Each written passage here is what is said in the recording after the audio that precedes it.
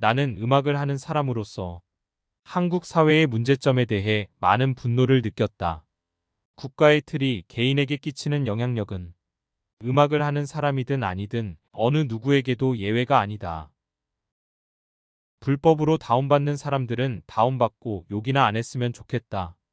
그게 뭐 좋은 애 나쁜 애 하지 말고 그냥 닥치라는 거지. 복수는 하면 안 된다. 용서는 할 수가 없다. 그 사이에서 우리가 할 수 있는 것이 화해다. 고민을 부끄러워하지 않는 것, 고민이 있다는 것을 당연시하는 것, 여기서부터 모든 고민의 해결책이 시작되는 것이 아닌가 한다. 이 고민이 해결된다고 내 인생이 나아지느냐? 그것은 아니다. 피할 수 없으면 즐겨라라는 얘기가 있다. 즐길 수는 없는 고민이지만 최대한 피해가거나 없는 것처럼 가장하거나, 하지만 가장 나쁜 것은 고민이 없는 것처럼 자신에게 거짓말하는 것이 아닌가 한다.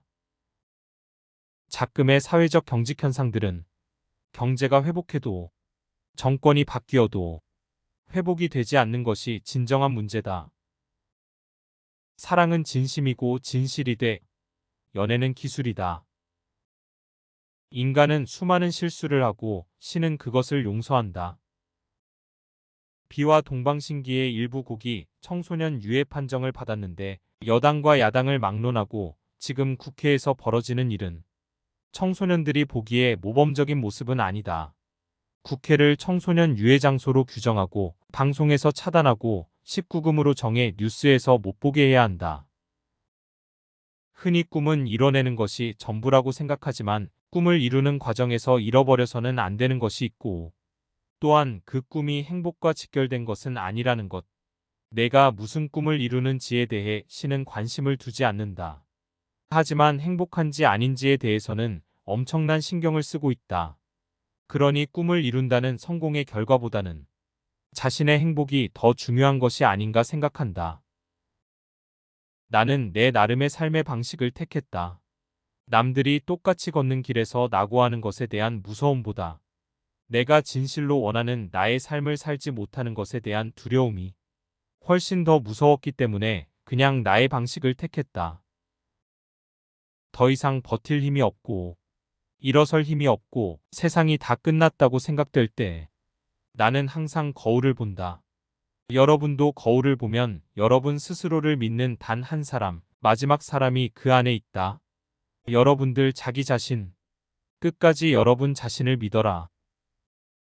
소명을 가져야 한다고 조바심 내지 마. 태어난 게 목적이었어. 우린 이미 해낸 거야. 인생의 가장 깊숙한 비밀을 알려드리겠다. 인생의 가장 깊숙한 비밀. 성공은 운이다. 여러분이 그 운을 얻을 운이 있는지 알 수 없기 때문에 그 운이 있다고 인생을 설계해선 안 된다. 운이 있는 경우와 없는 경우 모두 설계해야 한다. 우리가 살면서 들었던 좋은 말들은 여러분 개인을 위한 것이 아니라 인류 모두를 통치하기 위한 좋은 말들에 우리가 세뇌당한 것이다. 우리가 될 수 있는 건 운이 우리에게 왔을 때 그 운을 담을 그릇이 될 수 있을 뿐이다. 설령 운이 그 그릇에 담기지 못한다 해도 그 그릇 자체만으로 우리는 스스로를 보물이라 칭할 수 있다. 청소년기나 청년기의 부정적인 생각들, 시니컬하게 보고 기성세대를 깔보는 게 없다면 세상 자체가 멸망할 거라고 본다. 고인의 이름을 다시 언급해 마음 아픈 일이 다시 안 벌어졌으면 하지만 연예인도 사람이구나 차원이 아니라 좀 더 넓은 차원에서 봤으면 한다.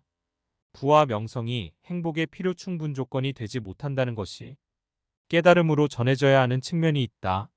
한국 사회를 이끄는 정신적인 이념이 없다. 천민 패러다임 아래서 정신없이 잘 먹고 잘 살자는 이야기만 해왔다. 사회적 발언을 하거나 정치 이야기를 하는 게 다 음악이라고 생각한다. 정치와 사회와 음악이 상관없다고 생각하는 순간 음악이 이상해진다. 결혼 전 자살 충동 경향이 센 편이어서 조절하는 훈련이나 치료를 받았다. 아이들이 생기고부터는 너무 행복해서 저절로 치유가 됐다. 다음 생에 다시 태어나도 당신의 남편이 되고 싶다. 당신의 아들, 엄마, 오빠, 강아지, 그 무엇으로도 인연을 이어가고 싶다. 요즘 매스미디어를 보면 덜 떨어졌거나 아니면 뇌를 다쳤거나 그런 상황인 것 같다. 간통을 사회적 해악이라 보기 어렵다. 어떤 사람에게는 새로운 인생의 출발을 의미하기도 하고 해피엔딩으로 끝나는 경우도 있기 때문에 국가가 섣불리 시나리오를 쓰기가 곤란하다는 것이다. 예를 들어보겠다. A와 B라는 두 남녀가 있을 때 C라는 사람이 있어서 B와 C 사이에 간통이 벌어졌다. 그런데 카메라가 B와 C를 잡아서 영화를 만들 때는 카피 문구가 이렇게 나온다. 하늘도 거역하지 못한 사랑. 관객들이 볼 때는 남편인 A가 무관심으로 B를 대하면서 지금까지 이 사람을 학대해온 세월이 밉고 A가 밉다. 그러나 카메라 각도가 딱 돌아가서 A, B를 비추면 부부 사이에 끼어든 C는 악녀가 되고 만다. 이건 모든 사람의 관점의 차이다. 댄스 음악가와 라이브 음악가는 엄연히 구분돼야 하는데 한국 대중은 이에 대한 포용력이 부족하다. 퍼포먼스 가수가 립싱크를 하는 것은 대중을 위한 일이라 믿고 즐겨라. 라이브를 원하면 가수들의 콘서트에 가면 되지 않나. 외국에 여행을 가면 놀란다. 입국 심사대를 통과할 때 뮤지션이라고 하면 일단 활짝 웃는다. 짐도 안 열어본다. 런던에서 택시를 탔는데 뮤지션이라고 하니까 뒤돌아보면서 오, 모든 사람이 뮤지션이 되고 싶어 하죠 이러더라. 우리나라는 엄마한테 딱이 맞는 것부터 시작한다. 풍토가 너무 다른 거다. 매스미디어가 장기 전략이나 고민 없이 유행만 따라왔다 갔다 하니까 순서대로 작살이 나고 있다. 차력을 하던 뭘 하던 관객의 눈을 끌어야 하는 거 아닌가. 넥스트는 지금 생각해보면 거의 차력단이었다. 음악만 열심히 하는 걸로 된 게 아니었다. 우리 슬로건이 연주에 실패한 뮤지션은 용서받아도 액션에 실패한 뮤지션은 용서 못한다였다. 이 나라는 술에 잠겨 가라앉고 있는 나라다. 우리나라는 술 문화에 대해 지나치게 관대하다. 사람이 술을 지배해야지 술이 사람을 지배하면 쪽팔린 것이다. 지금은 음악이 편안하게 소비되는 시대다. 나는 이러한 시대 자체에 대한 불만은 없지만 확실한 건 그것은 내 길이 아니라는 것이다. 게임 중독이 과연 약물 중독과 같은 차원인가 하는 찌질한 논쟁은 핵심이 아니다. 게임에 중독될 수 있는 권리 또한 존재할 수 있어야 하며 오만한 공권력이 함부로 개인의 삶과 가치를 규정하는 데서 생기는 해악은 게임 중독과는 비교도 되지 않는 악 그 자체다. mp3가 생겨나고 이동통신업체가 음원 서비스를 맡는 등 창작 환경이 많이 바뀌었는데 그때마다 착취당하는 것은 항상 음악가들이었다. 세상을 바꿀 힘은 없어도 세상의 일부인 자신을 바꿀 힘은 있지 않겠냐? 닥치고 힘내라.